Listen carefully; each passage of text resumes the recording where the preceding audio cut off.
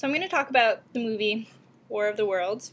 I don't actually have the actual case, so I just hold up the... We all know Tom Cruise and Dakota Fanning.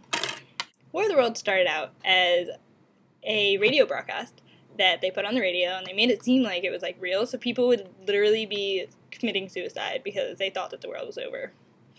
That is one convincing script, if I may say so myself. So there were people dying and whatnot, so then they took it off the radio and had to find another way to do it. And so there's an old movie that no one cares about, and then there's this new movie. So basically, Tom Cruise is caught in New York City. Where's all this freaking tripod things walking around, and the noise they make, so cool. So cool. I'm just gonna say that. It's freaking awesome. So they're going around zapping people with whatever their zapping mechanism is, and just making people disintegrate in midair, but their clothing somehow survives. I don't know how that works. I also don't know how Tom Cruise made it in and out around all of the other people who around him were being killed, but he miraculously survived. So then they go to their parents' house, even though he didn't know that his parents were gonna... He knew the parents weren't gonna be there. I don't know why he even went. So then they go, trying to get to Boston, all these people killing him for their car, because he's so smart. This guy who drives a tractor who moves big containers around, yeah, he knows how to fix cars if there's some sort of disaster where aliens come onto Earth and make everything not work. He's been planning for that event, so he knew how to fix that car.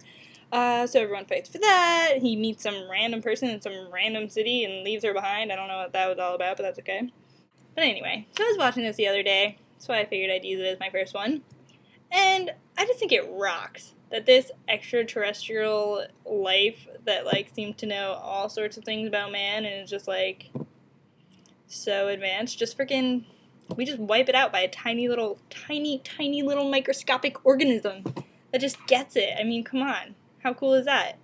We don't need our nuclear bombs. Hey, maybe that's how we're supposed to end war. That it'll be chemical, biological warfare. All we gotta do is find some way to make people not immune to all these tiny little diseases, the flu, the common cold.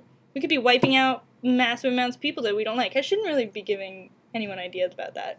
But I mean, if it can wipe out a total extraterrestrial advanced life form, I mean, it can wipe out enemies of ours. I won't stereotype in any way.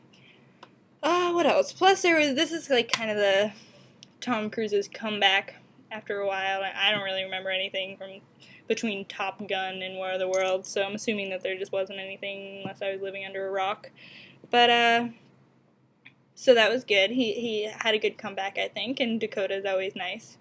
Plus, there was, that no-name kid who was in The Invisible later. That was good.